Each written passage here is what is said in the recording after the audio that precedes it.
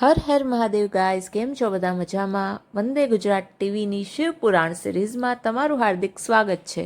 જો તમે ચેનલ પર નવા હોય તો ચેનલને સબસ્ક્રાઇબ કરી દેજો અને બેલ આઇકન ખાસ પ્રેસ કરી દેજો, જેથી આવનારા અધ્યાયોનું તમને નોટિફિકેશન મળતું રહે.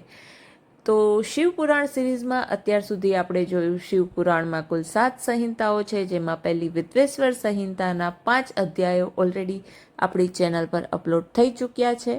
અને હવે શરૂ કરીએ અધ્યાય 6. નંદિકેશ્વર કહે કે તે સમયે યોગીઓમાં શ્રેષ્ઠતમ એવા ભગવાન વિષ્ણુ શેષનાગ ઉપર સૂતા હતા. તે દરમિયાન બ્રહ્માજી કાળજાળ બનીને પૂછે છે, અહંકારીની જેમ ઘોર નિંદ્રામાં પોડનાર તું કોણ છે? તે વખતે ભગવાન વિષ્ણુ શાંતિથી અને ગંભીરતાથી કહે, તમે ભલે પધાર્યા. આ આસન ઉપર બિરાજો. તમે વ્યગ્ર છો. શા માટે વ્યગ્ર છો? બ્રહ્મા કહે, હે વિષ્ણુ, કાળના વેગથી તમને અભિમાન આવ્યું છે. તમને ખબર છે કે હું કોણ છું? હું પિતામહ બ્રહ્મા છું. જગતનો સર્જનકાર સર્જક છું. વિષ્ણુ કહે, અરે શું બોલ્યા? જગત તો મારી અંદર છુપાયેલું છે. તમને ખબર છે? તમે ખુદ પણ મારી નાભીની ભીતરમાંથી ઉત્પન્ન થયા છો, એટલે તમે તો મારા પુત્ર ગણાવો. બ્રહ્મા તરત જ બોલી ઉઠે છે, ખોટું, તદ્દન ખોટું કહો છો તમે. આ ત્રણેય લોકનું સર્જન કરનાર તો હું છું, એટલે એ રીતે હું તમારો પિતા છું. આ રીતે બંને વચ્ચે શાબ્દિક ટપાટપી અને વાદ વિવાદના વમળો રચાયા. બ્રહ્માજી હંસ પર બેઠા, વિષ્ણુ ગરુડ પર આરૂઢ હતા. તે પછી તેઓ યુદ્ધ માટે તત્પર બન્યા. બંને સામ સામે આવી ગયા. આયુધો રણકી ઉઠ્યા, પ્રહારો થતા રહ્યા. તેમનું આ ભીષણ યુદ્ધ નિહાળી વ્યાકુળ થયેલા સઘળા દેવો બ્રહ્મ સ્વરૂપ ત્રિશૂળ ધારી મહાદેવ સમક્ષ ગયા. કૈલાસમાં દેવોનું આગમન થયું. તેમણે મહાદેવને દંડવત પ્રણામ કર્યા, સ્તુતિ કરી. એટલે મહાદેવ પોતાના ગણો દ્વારા તેમને પાસે બોલાવ્યા. પછી મધુર અને મંગલ એવું ગંભીર વચન કહે છે, પુત્રો, તમે ક્ષેમ કુશળ છો ને? મારા શાસન વહીવટથી આ જગત તેમજ સઘળા દેવતાઓ પોતાના કર્મો યોગ્ય રીતે કરે છે કે કેમ? બ્રહ્મા અને વિષ્ણુની વચ્ચે ભીષણ જંગ મંડાયો છે, તેથી હું અજાણ નથી. હવે હું તેમને શાંતિના માર્ગે લઈ જવા માટે આવું છું. તે પછી મહાદેવે ગણોને આદેશ આપ્યો, સરસ મજાનો રથ સાબદો કરો. પાર્વતીજી તથા અન્ય ગણો સહિત તેમણે પ્રયાણ કર્યું.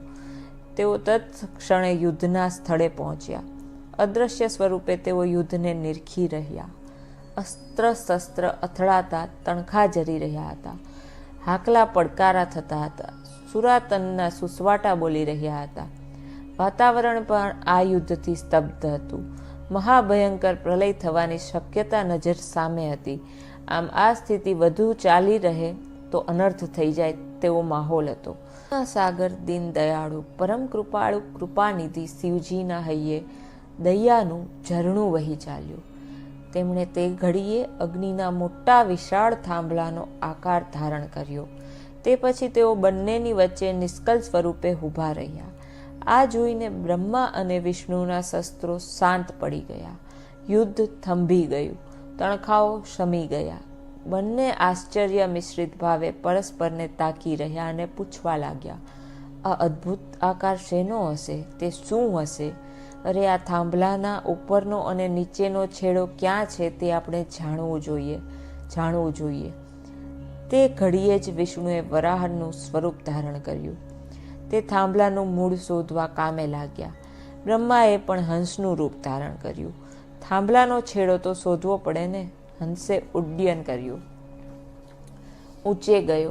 વિષ્ણુનું વરાહ સ્વરૂપ પાતાળ સુધી પહોંચ્યું. ઘણા ખાખા ખોળા કર્યા, આમ તેમ ફર્યા, ઊંચા નીચા થયા, પણ થાંભલાનો છેડો મળી શક્યો નહીં. બ્રહ્માએ આકાશેથી કેવડાનું ફૂલ ખરતું દીઠું. બંને પાછા ફર્યા. ભગવાન સદાશિવે સ્મિત લહેરાવ્યું. બંને દેવોનો ઉદ્યમ નિષ્ફળ ગયો હતો. તેઓ છેડો શોધી શક્યા ન હતા. આ સદાશિવના માથાના ડોલનથી કેવડાનું ફૂલ ખર્યું હતું. બ્રહ્મા કેવડાને ખરતું જોઈને પૂછે છે, હે પુષ્પોના મહારાજા, તું ક્યાંથી પડે છે? કેવડો કહે, જેનો આદિ અને અંત તમે શોધી રહ્યા છો તે થાંભલાના મધ્ય ભાગમાં હું ઘણા સમયથી રહું છું. જો કે હજુ સુધી મારી યાત્રા પૂરી થઈ નથી. બ્રહ્મા તેને સમજાવે છે, તું મારી સાથે ચાલ અને વિષ્ણુને કહી દે કે બ્રહ્માએ થાંભલાનો ઉપરનો છેડો શોધ્યો છે, તેનો હું સાક્ષી રહ્યો છું, ચાલ આગળ થા. કેવડાને તો બ્રહ્માએ વિનંતી કરી, આથી તે બ્રહ્મા સાથે ચાલી નીકળ્યો. થાકેલા વિષ્ણુને બ્રહ્મા આનંદભેર જુઠ્ઠું કહે, મેં થાંભલાને છેડો દીઠો છે. વિષ્ણુ કહે, કોઈ સાક્ષી છે? તો બ્રહ્મા કહે, આ કેવડાને પૂછો. કેવડાએ જૂઠી સાક્ષી પણ ભરી દીધી. એ ટાઈમે કેવડાએ જૂઠી સાક્ષી પણ ભરી. કપટની આવી ચાલ જોઈને અગ્નિ સ્વરૂપ થાંભલામાંથી પરમ વંદનીય પરમ કૃપાળુ સદાશિવ પ્રગટ થયા. તેમને જોતાની સાથે બ્રહ્માજી દોડ્યા, ચરણમાં ઝૂક્યા અને ભાવપૂર્ણ રીતે વંદન કર્યા. તેઓ કહે, હે દયાળુ દેવ, આપ પ્રસન્ન થાવ. પ્રભુ, કૃપા કરીને અમને ક્ષમા કરો. આપની દયાથી જ આ બધું બન્યું છે પ્રભુ. મહાદેવ કહે, વિષ્ણુ, તમે તો સત્ય કહ્યું છે. હું તમારા પર ખુશ છું, પ્રસન્ન છું. હે વિષ્ણુ, મારી ભક્તિ તમને પ્રાપ્ત થશે. તમારી મારાથી અલગ પ્રતિષ્ઠા થશે અને પ્રજાજન ઉત્સાહભેર તમારી પૂજા કરશે. આમ પૂર્વે દેવતાઓના જૂથ સમક્ષ મહાદેવે સત્યને માટે વિષ્ણુ ઉપર પ્રસન્ન થઈ તેમને પોતાની સમાનતા આપી.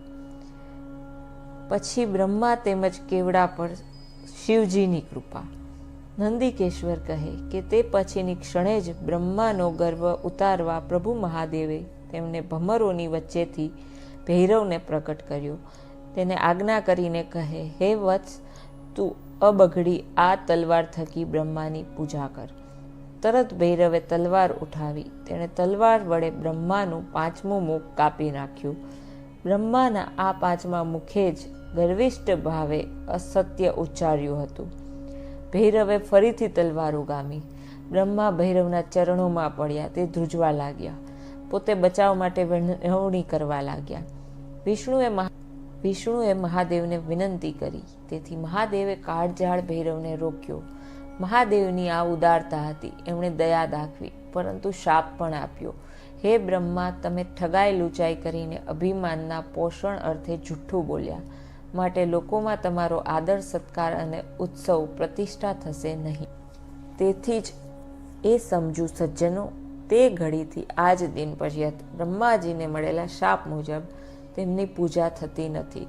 પ્રતિષ્ઠા કે ઉત્સવ જેવા પ્રસંગો પણ થતા નથી. તેમના મંદિરો પણ જોવા મળતા નથી. તે પછી બ્રહ્માએ પ્રાર્થના કરીને મહાદેવને પ્રસન્ન કર્યા. મહાદેવે એમને વરદાન આપ્યું, તમે યજ્ઞોમાં હંમેશા અગ્રસ્થાન મેળવશો. તમારા વિનાનો યજ્ઞ નિષ્ફળ જશે. તે ક્ષણે જ પરમ કૃપાળુ મહાદેવે અસત્ય ઉચ્ચારનાર પેલા કેવડાને પણ શાપ આપ્યો. કેવડો કંપી ઉઠ્યો. મહાદેવ કહે, હવે પછી ક્યારેય લોકો મારી પૂજામાં કેવડાનો ઉપયોગ કરશે નહીં.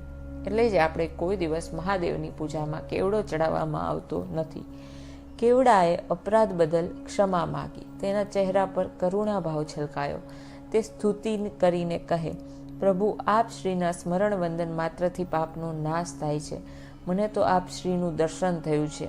મારો દોષ રહી જ કેમ શકે? આપ શ્રીની કૃપા થકી તેનો નાશ થવો જોઈએ. મહાદેવ કહે, હે કેવડા, તારા પાપનો નાશ થયો છે તે વાત સાચી, પરંતુ હું સત્યવાદી છું. હવેથી તને કદી ધારણ કરીશ નહીં. જોકે તું મારા ચંદરવાની જેમ જ રહી શકીશ. આમ કેવડા ઉપર તથા બ્રહ્મા વિષ્ણુ ઉપર કૃપા કરીને સર્વદેવોથી સ્તુતિ કરાતા ભગવાન શિવ સભામાં બેઠા. તો હર હર મહાદેવ ગાઈઝ. નેક્સ્ટ વ્લોગમાં ફરી મળીશું. જો વિડીયો ગમ્યો હોય તો લાઈક કરી દેજો અને હર હર મહાદેવ લખવાનું ભૂલતા નહીં. Bye bye.